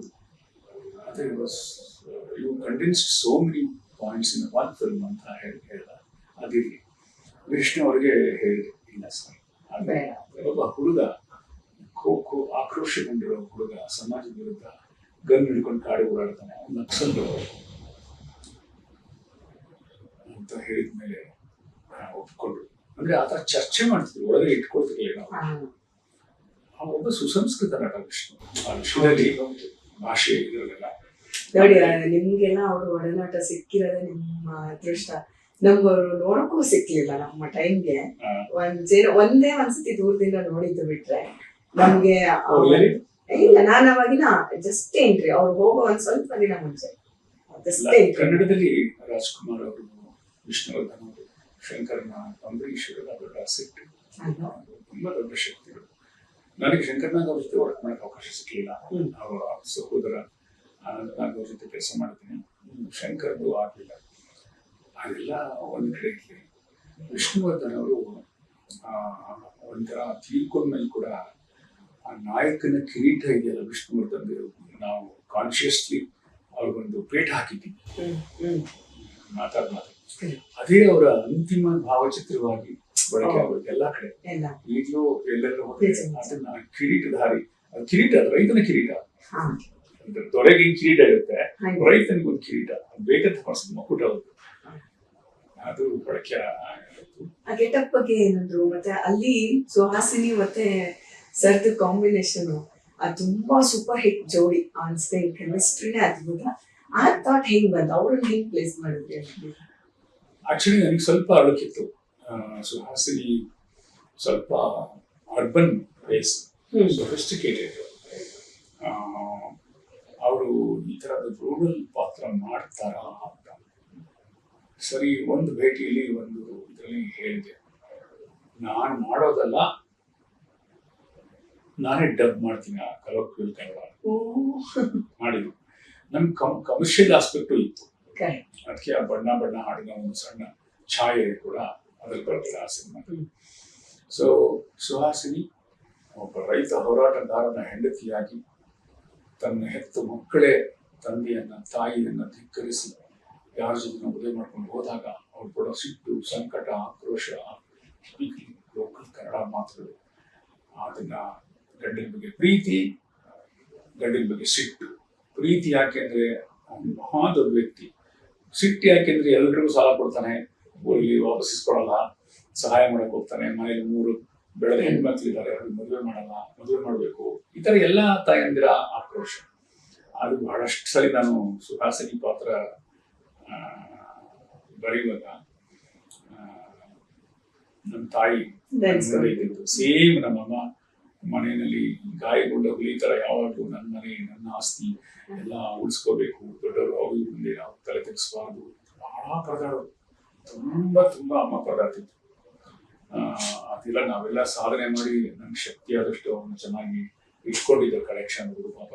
ರೈತ ನಾಯಕನಿಗೆ ಒಂದು ಪ್ರಭಾವಳಿ ಇರುತ್ತೆ, ಅವನ ಹೋರಾಟ ಸಿದ್ಧಾಂತ ಇತ್ಯಾದಿ. ಆದರೆ ಅವನ ಮನೆಯಲ್ಲಿ ಇರ್ತಾಳಲ್ಲ ಹೆಣ್ಮಗಳು, ಅವ್ರು ಪಡೋ ಪಾಡೆಷ್ಟು ಇವರು ಸಹಿಸ್ಕೊಳ್ಳೋದು ನಾಯಕರನ್ನ ಬಹಳ ಕಷ್ಟ, ಬಹಳ ಕಷ್ಟ. ಅದರಲ್ಲಿ ಒಬ್ಳು ಮಗಳು ಯಾರನ್ನ ವಿರೋಧಿಸ್ತಿರ್ತಾನೋ ಜಿಲ್ಲಾಧಿಕಾರಿನ ಹಾಂ ಅವನು ಇಷ್ಟಪಟ್ಟು ಹೊರಟೋಗ್ಬಿಡ್ತಾಳೆ. ಇನ್ನೊಬ್ಳು ನಕ್ಸಲ್ ಆಗಿಬಿಡ್ತಾಳೆ. ಅಂದರೆ ಇನ್ನೊಬ್ಳು ಯಾರೋ ಟೆಲಿವಿಷನ್ ವಾಹಿನಿಯನ್ನು ಬರ್ತಾನೆ ಅವನು ಕಟ್ಕೊಂಡು ಹೋಗ್ಬಿಡ್ತಾಳೆ. ಅಂದರೆ ಇವನು ಯಾವುದರ ವಿರುದ್ಧ ಹೋರಾಟ ಮಾಡ್ತಿರ್ತಾನೋ ಅದರ ವಿರುದ್ಧ ಆ ಕಡೆ ಇರತಕ್ಕಂಥ ಶತ್ರು ಪಡೆ ಇರುತ್ತಲ್ಲ ಅವ್ರ ಜೊತೆಗೆ ಹೋಗ್ಬಿಡ್ತಾರೆ ಮಕ್ಕಳು. ಅದು ಆ ಆಘಾತವನ್ನು ವಿಷ್ಣು ಹೆಂಗೆ ತಗೋತಾರೆ, ಹೂವಯ್ಯನ ಹೆಂಡತಿ ಕನಕಮ್ಮ ಹೆಂಗೆ ತಗೋತಾರೆ, ಅದು ಪ್ರಶ್ನೆ ಬರೋದು. ಚೆನ್ನಾಗಿ ಮಾಡಿದರು ಅವರು, ಅವರೇ ಡಬ್ ಮಾಡಿದ್ರು. ಸುಹಾಸಿನಿ ಹೇಳ್ತಿದೆ ನಮ್ಮಮ್ಮ ಈಗಲೂ ಟಿವಿಲಿ ಬಂದ್ರೆ ಹಿಡ್ದಿಡತ್ತೆ. ಎಷ್ಟೊಂದು ಜನ ಅದರಲ್ಲಿ ಅವ್ರನ್ನ ಕಂಡ್ಕೊಂತಾರೆ, ತಾಯಿ ಆಗಿರ್ಬೋದು ತಂದೆ ಆಗಿರ್ಬೋದು. ನಮ್ಮ ಮನೇಲಿ ಯಾವಾಗಲೂ ಬಾಲ್ಯದಲ್ಲಿ ಒಂದು ಘಟನೆ ನೆನಪಿರುತ್ತೆ. ಯಾವಾಗಲೂ ಬೆಳಗಿನ ಹೊತ್ತು ನಮ್ಮ ಮನೇಲಿ ನಡೀತಿದ್ದ ದೃಶ್ಯ ಅದು. ಏನಂದರೆ ನಮ್ಮ ತಂದೆ ಸ್ಕೂಲಿಗೆ ಹೋಗಲಿಕ್ಕೆ ಸಿದ್ಧವಾಗಿ ಅವ್ರದ್ದೊಂದು ಛತ್ರಿ, ಬಿಳಿ ಉಡುಗೆ, ಮನೆಯಲ್ಲಿ ರಾಗಿ ರೊಟ್ಟಿ ತಿಂದು ಒಂದು 5 ಮೈಲಿ ನಡ್ಕೊಂಡು ಹೋಗುವ ಶಾಲೆಗೆ ಪಾಠ ಮಾಡೋದಕ್ಕೆ ಬೇಗ ಇದ್ದು ಹೋಗೋರು. ಭಾಳ ದಿನ ಕಾಲ್ನಡಿಗೆಲೇ ನಮ್ಮ ಹಳ್ಳಿ ಮೇಷ್ಟ್ರುಗಳು ಸುತ್ತ ಹಳ್ಳಿಗಳಲ್ಲಿ ಇರ್ತೀವಿ. ಆಮೇಲೆ ಕಡೆ ದಿನಗಳಲ್ಲಿ ಒಂದು ಸೈಕಲ್ ತೊಗೊಂಡ್ರು ಅಷ್ಟೇ. ಹಂಗೆ ಹೊರಡಬೇಕಾದ್ರೆ ಕೂತ್ಕೊಳ್ಳೋರು ನಡುಮನೇಲಿ, ಪಾರ್ವತಿ ತಿಂಡಿ ಕೊಡೆ ಅಂತ. ನಮ್ಮ ಅಮ್ಮನ ಹೆಸರು ಪಾರ್ವತಿ ತಿಂಡಿ ಕೊಡೆ ಅಂತ.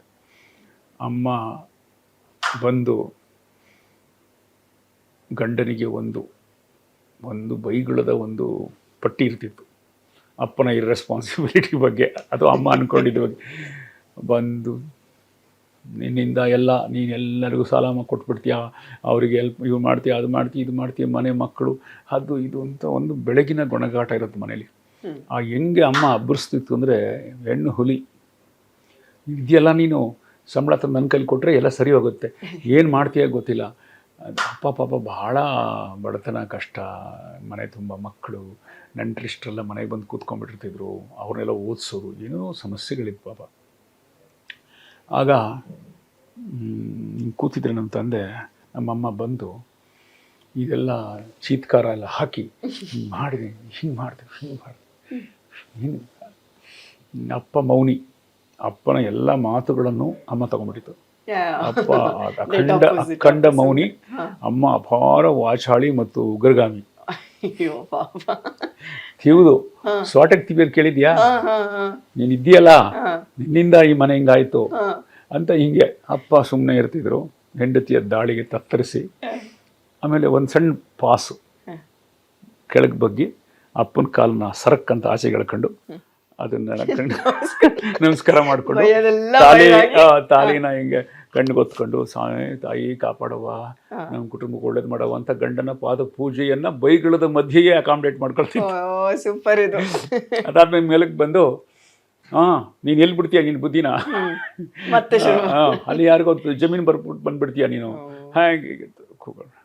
ಅಪ್ಪ ಏಕಕಾಲಕ್ಕೆ ಅಮ್ಮನ ಬೈಗುಳ ಮತ್ತು ಅವಳ ಭಕ್ತಿ ಎರಡನ್ನೂ ಒಂದು 5 ನಿಮಿಷದಲ್ಲಿ ನಾನು ಮೂಲೆಯಲ್ಲಿ ಕೂತ್ಕೊಂಡು ನೋಡ್ತಾ ಇದ್ದೆ. ಇದು same scene you can scene ಮಾತಾಡ್ಬೇಡಿ. ಅಲ್ಲಿ ಮಕ್ಕಳಿಗೆ ಅವರು ಇದಾಗ್ತಿರ್ತಾರೆ, ಏನೋ ಮೆಹಂದಿ ಆಗ್ತಾ ಬಂದು ಗಲಾಟೆ ಮಾಡ್ತಾಳೆ. ಅವನಿಗೆ ವಾಟ್ ಈಸ್ ಸಾಲ ಕೊಟ್ಟಿದ್ಯಾ, ಇಸ್ಕೊಂಡ್ಯಾ, ನಾವು ಕೇಳಿದ್ರೆ ಹರ್ಕಲಿಸಿ ಅದು ಕರಡಿ ಮಾರ್ಕ್ ಸೀರೆ ತಂದು ಕೊಡ್ತೀಯಾ, ಕಡಿಮೆ ಬೆಲೆ ಅದು, ಹಾಗೆ ಹೀಗೆ ಅಂತ. ಅದು ಲಂಕೇಶರ ಅವ್ವ ಪದ್ಯದಲ್ಲಿ ಇದೆ, ಓದಿದ್ರೆ ಗೊತ್ತು. ಅಲ್ಲಿ ಬನದ ಕರಡಿಯ ಹಾಗೆ ನನ್ನವ್ವ ಕಪ್ಪು ನೆಲ ಅಂತ, ಕಪ್ಪು ನೆಲವನ್ನು ಹುತ್ತು ಬಿತ್ತಿ ಹೇಗೆ ಒಕ್ಕಲುತನವನ್ನು ಕಾಪಾಡಿದ್ಲು ಅನ್ನೋದು ಭಾಳ ಚೆನ್ನಾಗಿದೆ ಪದ್ಯ. ಅಫ್ಕೋರ್ಸ್ ಸಾಹಿತ್ಯ ಲೋಕದಲ್ಲಿ ಲಂಕೇಶರ ಅವ್ವ ಪದ್ಯ ಗೊತ್ತಿದ್ದಿರೋರೇ ಇಲ್ಲ. ಅದು ನನಗೊಂದು ಪ್ರಭಾವ ಇತ್ತು. ನಮ್ಮ ಮನೇಲಿ ನಮ್ಮ ಮನೇಲೂ ಇದು ನಡೀತಿತ್ತು. ಅಮ್ಮನಿಗೆ ಅಪಾರವಾದ ಭಕ್ತಿ, ಪ್ರೀತಿ, ಅಷ್ಟೇ ಆಕ್ರೋಶ, ಎರಡು ಏಕಕಾಲಕ್ಕೆ ಸಂಭವಿಸುವಂಥದ್ದು ನನಗೆ ನಗು. ಅದೇ ದೃಶ್ಯ ಇಟ್ಟಿದ್ದೀನಿ ಮಾತಾಡಿ ಮನೆಗೆ. ಹೇಳಿದೆ Suhasini, this is my childhood memory, I use to watch this scene every day at my home ಅಂತ. ಅವರು ಚೆನ್ನಾಗಿ ಮಾಡಿದ್ರು ಅದನ್ನು. ಹೀಗಾಗಿ ಮಾತಾಡ ಮಲ್ಲಿಗೆ ಪ್ರತಿ ದೃಶ್ಯ, ಚಿತ್ರೀಕರಣ ಎಲ್ಲ ಭಾಳ ಮನಸ್ಸಿನಲ್ಲಿ ಭಾಳ ಅಚ್ಚಳಿಯದೆ ನಿಂತಿದ್ದಾವೆ. ಇಲ್ಲ, ಆ ಸಿನಿಮಾ ತುಂಬಾ ಆಶ್ಚರ್ಯ ಆಗುತ್ತೆ. ಯಾಕಂದ್ರೆ ಇಲ್ಲಿ ನೋಡಿ, ಅಲ್ಲಿ ಸುದೀಪ್ ಸರ್ ಕೂಡ ಅಷ್ಟೇ, ಆರಂಭದಲ್ಲಿ ರಿಜೆಕ್ಟ್ ಆಗಿದ್ದ ಒಂದು ಕ್ಯಾರೆಕ್ಟರು ಇಲ್ಲಿ ಒಂದು ಸಿನಿಮಾ ಇಬ್ರು ಒಟ್ಟಿಗೆ ಸೇರಿ ಮಾಡಿದ್ದದು. ಅದು ಒಂದು ಅದ್ಭುತನೇ. ನನಗೆ ಅದನ್ನೇ ನೋಡಿದಾಗೆಲ್ಲ ಅನ್ಸುತ್ತೆ ಎಲ್ಲೆಲ್ಲಿರುತ್ತೆ ಡೆಸ್ಟಿನಿ ಅಂತ ಗೊತ್ತೇ ಆಗಲ್ಲ. ಹೌದು. ಅದು ಹೆಂಗೋ ಕರ್ಕೊಂಬರುತ್ತೆ, ಹೆಂಗೋ ನಡೆಯುತ್ತೆ, ಎಲ್ಲೋ ಮಿಸ್ ಆಗಿದ್ದು ಇನ್ನೆಲ್ಲೋ ಬಂದು ಸಿಗುತ್ತೆ. ಅದು ಅದನ್ನ ನೆನ್ಸ್ಕೊಂಡ್ರೆ ಧಾರಾವಾಹಿಯಲ್ಲಿ ಸಣ್ಣ ಪಾತ್ರ ಮಾಡ್ಕೊಂಡು ಪ್ರವೇಶ ಮಾಡಿದ್ದು ಗಣೇಶ್. ಪ್ರತಿಬಿಂಬದಲ್ಲಿ ಒಂದು ಸಣ್ಣ ಪಾತ್ರ, ಆಮೇಲೆ ವಠಾರದಲ್ಲಿ ಒಂದು ಪಾತ್ರ, ಅಲ್ಲಿಂದ ದೊಡ್ಡದಾಗಿ ಇವತ್ತು ಬೆಳೆದಿದ್ದಾನೆ. I am so proud of him. ಅವ್ರದ್ದೇ ಕಷ್ಟಪಟ್ಟು ದಾರಿ ರೂಪಿಸ್ಕೊಂಡು ನಿರ್ಮಾಪಕರ ಹಣ ಹೂಡಿ ಗೆಲುವನ್ನು ಕಂಡು, ಹಾಗಾಗಿ ಕಲಾವಿದರು ನಿರ್ದೇಶಕರ ಜೀವನದಲ್ಲಿ ಏರಿಳಿತಗಳು ಪ್ರಗತಿಗಳು ಎಲ್ಲ ಇರುತ್ತೆ. So I am so happy. Sudeep ಮಾತಾಡ ಮೇಲೆ ಆ್ಯಕ್ಟ್ ಮಾಡಿದ್ದು, ಅವರಿಬ್ಬರು ಕಾಂಬಿನೇಷನ್ಸ್ ಏನು, ವಿಷ್ಣು ಮತ್ತು ಸುದೀಪ್. ಒಂದು ಕುಮಟಾ ಹತ್ರ ಒಂದು ಕೋಟೆ ಇದೆ, ಆ ಕೋಟೆಯಲ್ಲಿ ಶೂಟಿಂಗ್ ಮಾಡಿದ್ದು ತುಂಬ ಚೆನ್ನಾಗಿತ್ತು ಆ ದೃಶ್ಯ. ಈಗಲೂ ಕೂಡ ಅದು ವೈರಲ್ ಆಗ್ತಿರುತ್ತೆ. ಕ್ಲಾಸ್ ರೂಮ್ಗಳಲ್ಲಿ ಅದನ್ನು ಡಿಸ್ಕಸ್ ಮಾಡ್ತಾರೆ ಬೇರೆ ಬೇರೆ ಕಡೆ. Sudeep really justified that roll. ನೀವು ಹೆಂಗೆ ಇಬ್ರು ಒಟ್ಟಿಗೆ ಮತ್ತೆ ಈ ಸಿನಿಮಾ ಕೆಲಸ ಮಾಡೋಂಗಾಯ್ತು? ಹೆಂಗೆ ಅದ್ರದ್ದು ಒಂದಷ್ಟು ಸನ್ನಿವೇಶ ಹೇಳ್ಬೋದಾ? ಅದೇ ಆಗ ಆ ಪಾತ್ರಕ್ಕೆ ಇದು ಮಾಡುವಾಗ ನನಗೆ ಸುದೀಪ್ ಕೈ ಮಾಡಿಸ್ಬೇಕು ಅನ್ನಿಸ್ತು. ಅಪ್ರೋಚ್ ಮಾಡಿದಾಗ ಯಾವ ಅಮೇರಿಕಾದ ಒಂದು ಕಹಿಯನ್ನು ಇಟ್ಕೊಳ್ಳದೆ, ಕಹಿಯೇನೂ ಆಗಿರಲಿಲ್ಲ ಪಾಪ. ಎಲ್ಲರಿಗೂ ಆರಂಭ ಹಂತದಲ್ಲಿ ಆ ಥರ ಸ್ಟ್ರಗಲ್ ಇರುತ್ತೆ, ನಿರ್ದೇಶಕರಿಗೆ ನಟರಿಗೆ ಬಿಗಿನಿಂಗ್ನಲ್ಲಿ ಕೆಲವು ಆ ಥರದ ಆಗಿರುತ್ತೆ ಘಟನೆಗಳು. ಆ ಚಿತ್ರದಿಂದ ಆ ಕಹಿಯನ್ನು ಏನೂ ಇಟ್ಕೊಳ್ಳದೆ ಸಂತೋಷವಾಗಿ ಆ್ಯಕ್ಟ್ ಮಾಡಿ ಬಂದು ಇದ್ದು. ಅಲ್ಲವ್ರು ರಿಜೆಕ್ಟ್ ಆಗಿದೆ, ತುಂಬ ಆಶ್ಚರ್ಯ ಆಗ್ತಿದೆ ನನಗೆ. ಅದು ರಿಜೆಕ್ಟ್ ಅಂತ ಹೇಳಬಾರ್ದು ಮರಿ. ನನ್ನ ದೃಷ್ಟಿಲಿ ಏನಾಗುತ್ತೆ ಅಂದರೆ, ಕೆಲವು ಸರಿ ಈಗ ರಘು ಮುಖರ್ಜಿ ವಿನ್ನರ್ ಪ್ಯಾರಿಸ್ ಪ್ರಣಯದ ಆಡಿಷನ್ನಲ್ಲಿ, ರನ್ನರ್ 2ನೇ ಸ್ಥಾನದಲ್ಲಿದ್ದವನು ಅಜಯ್ ರಾವ್. ಓಕೆ. ಅವನು ಯುದ್ಧಕಾಂಡ ಎಂತ ದೊಡ್ಡ ದೊಡ್ಡ ಚಿತ್ರಗಳೆಲ್ಲ ಮಾಡ್ತಾ ಇದ್ದಾನೆ. ಹಂಗಾಗುತ್ತೆ. ಕೊಟ್ರೇಶಿ ಕನಸಲ್ಲಿ ವಿಜಯ ರಾಘವೇಂದ್ರ ಅತ್ಯುತ್ತಮ ಬಾಲನಟ ಪಡ್ಕೊಂಡ, ಅದರ ನಾಯಕ ಅನ್ಬೋದು ಕೊಟ್ರೇಶಿ. ಅವನೇ ಕೊಟ್ರೇಶಿ. ಅವನು ಹಿಂದೆ ಓಡಾಡ್ಕೊಂಡು ಚಿಕ್ಕ ಅದನ್ನು ಮುರಳಿ ಮೊನ್ನೆ ನಾವು ಸ್ಕೂಲಿಗೆ ಬಂದಾಗ ಹೇಳ್ತಾ ಇದ್ದ, ನಮಗೆಲ್ಲ ಅಂಕಲ್ ಪಾತ್ರ ಕೊಡದೆ ಎಲ್ಲ ಅವರು ಟೈರ್ ಓಡಿಸ್ಕೊಂಡಿರೋ ಈ ಕಡೆ ಅಂತಿದ್ರು ಅಂತ. ಅವನೀಗ ದೊಡ್ಡ ನಟ ಆಗಿದ್ದಾನೆ. ಹಾಗೆ ಗಣೇಶ್ ಚಿಕ್ಕ ಪಾತ್ರ, ಚಿಕ್ಕ ಅಂದರೆ ಆ ಧಾರಾವಾಹಿಲಿ ಮುಖ್ಯ ಪಾತ್ರ. ಅವನು ಅಲ್ಲಿಂದ ಇವತ್ತು ಗೋಲ್ಡನ್ ಸ್ಟಾರ್ ಅವ್ರಿಗೆ ಪ್ರಯಾಣ. ಹೌದು. ಆ ಥರ ಶರಣ್ ನಿಮ್ಮ ಸಿನಿಮಾದಲ್ಲೂ ಅವರೊಂದು ರೋಲಲ್ಲಿ ಇದ್ದಾರೆ ಅಲ್ವಾ? ಅಮೃತಧಾರೆನಲ್ಲಿ. ಅದರ ಅದಾಗಿ ನೆಕ್ಸ್ಟ್ ಸ್ವಲ್ಪ ದಿನಕ್ಕೇನೆ ಮುಂಗಾರು ಮಳೆ ಅದ್ಭುತ ಆಯ್ತು. ಹೇಗೆ ನಾನು ಪರಿಚಯಿಸಿದ್ದ ಬನವಮೂರ್ತಿಯವರನ್ನೇ ನಾನು ಭಟ್ರಿಗೆ ಪರಿಚಯ ಮಾಡಿಕೊಟ್ಟು ಅವರು ಮುಂಗಾರು ಮಳೆ ಮಾಡಿದ್ರು. ಸೊ ಇದೆಲ್ಲ ಆಗುತ್ತೆ, ಪರ್ಮುಟೇಷನ್ ಕಾಂಬಿನೇಷನ್ ಹಾಕಿ ಆ ಥರ ಏನು ಇಲ್ಲಿ ಯಾರು. ಸುದೀಪ್ ಸರ್, ನೀವೇನು ಬೇಡ ಅಂದಿಲ್ಲ, ಮತ್ತೆ ಕ್ಯಾಮ್ರಾಮನ್ ಒಬ್ರು ಫ್ರೇಮ್ ಅಂತ ನಾವು ಕೇಳ್ಪಟ್ಟಿದ್ದಲ್ಲ. ಸೊ ಹಂಗಾಗಿ ಸುದೀಪ್ಗೆ ರಮೇಶ್ ಮತ್ತು ನಾಯಕಿಯ ಹೈಟ್ಗೆ ಒಬ್ಬ ಅವನು ಎಕ್ಸ್ಟ್ರಾ ಹೈಟ್ ಆದ್ದರಿಂದ it's A basically triangle love story. We must compose. ಆ 3 ಜನರನ್ನು ಒಟ್ಟಿಗೆ ನಿಲ್ಲಿಸಿ ಕಂಪೋಸ್ ಮಾಡಬೇಕಾದಂಥ ತುಂಬ ಇದ್ರಿಂದ. ಸೊ ಪಾಪ ಅವನು ಸನ್ನಿ ಜೋಸೆಫು ತುಂಬ ದೊಡ್ಡ ಕ್ಯಾಮ್ರಾಮನ್, ಪುನಾ ಇನ್ಸ್ಟಿಟ್ಯೂಟ್ ಗ್ರ್ಯಾಜುಯೇಟು, ಪಿರವಿ ಮಾಡಿದವನು. ಪಿರವಿ ಶಾಜಿ ಅವರು. ಆ ಪಿರವಿ ಸಿನಿಮಾ ಸತ್ಯಜಿತ್ ರೇ ನಂತರದ ಅತ್ಯಂತ ಮುಖ್ಯವಾದ ಸಿನಿಮಾ ಅಂತ ಇಂಡಿಯನ್ ಸಿನಿಮಾದಲ್ಲಿ ಪರಿಗಣಿಸಿರುವಂಥ ಒಬ್ಬ ಕ್ಯಾಮ್ರಾಮನ್. ಅವನಿಗೆ ಸುದೀಪ್ ವಿರುದ್ಧ ಏನಿಲ್ಲ, ಪರ್ಸನಲಿ ಅಂತ. ಅವನನ್ನು ಆಲ್ರೆಡಿ ನಾನು ಕೊಟ್ರೇಶಿ ಕನಸಲ್ಲಿ ಬಳಸಿದ್ದೆ, ನ್ಯಾಷನಲ್ ಅವಾರ್ಡ್ ತೊಗೊಂಡಿದ್ದೆ. ವಿ ಕಂಟಿನ್ಯೂಡ್ ಅವರ್ ಇದು ಫ್ರೆಂಡ್ಶಿಪ್. ವರ್ಕ್ ಶುರುವಾಗ್ಬಿಟ್ಟಿತ್ತು. ಹಾಗಾಗಿ ನಥಿಂಗ್ ಎಗನೆಸ್ಟ್ ಸುದೀಪ್. ಆ ಕ್ಷಣಕ್ಕೆ ಆ ತೀರ್ಮಾನ ಅಷ್ಟೇ ನೋಡಿ. ಅದು ಹೈಟೇ ಒಂಥರ ವರಾನು ಹೌದು, ಶಾಪ. ಕೆಲವು ಸರಿ ಈಗ ಅದು ಅಮಿತಾಬ್ ಬಚ್ಚನ್ ಅವರು ಅಷ್ಟು ಹೈಟ್ ಇದ್ದು ಉದ್ದವಾದ ಹೆಸರಿಟ್ಕೊಂಡಿದ್ದಕ್ಕೆ ಅವರು ಬಿಗಿನಿಂಗಲ್ಲಿ ಬೇಕಾದಷ್ಟು ಕಷ್ಟ ಅನುಭವಿಸಿದ್ದಾರೆ. ಈ ಇಷ್ಟುದ್ದ ಯಾರು ಹೀರೋ ಮಾಡ್ತಾರೆ, ಅವ್ರನ್ನ ಪುಸ್ತಕ ಕೊಟ್ಟಿದ್ದಾರೆ ನನಗೆ ಬಂದವರು, ಆ ಶೂಟಿಂಗಲ್ಲಿ ಕೊಟ್ಟರು, to be or not to be ಅಂತ ಅವರು ಲೈಫ್ ಹಿಸ್ಟ್ರಿ ಅದ್ರಲ್ಲಿ ಬರ್ಕೊಂಡಿದ್ದಾರೆ ಅವರು. ಇಷ್ಟುದ್ದ ಇರೋದಕ್ಕೆ ತುಂಬ ಜನ ಆಕ್ಷೇಪ ಮಾಡ್ತಿದ್ರು, ಉದ್ದವಾದ ಹೆಸರಿರೋದಕ್ಕೆ ಕೆಲವು ಕಡೆ ಬೈದು ಕಳಿಸಿದ್ದಾರೆ. ಅದೆಲ್ಲ ಆಯಾ ಕ್ಷಣಕ್ಕಾಗುವಂಥದ್ದು.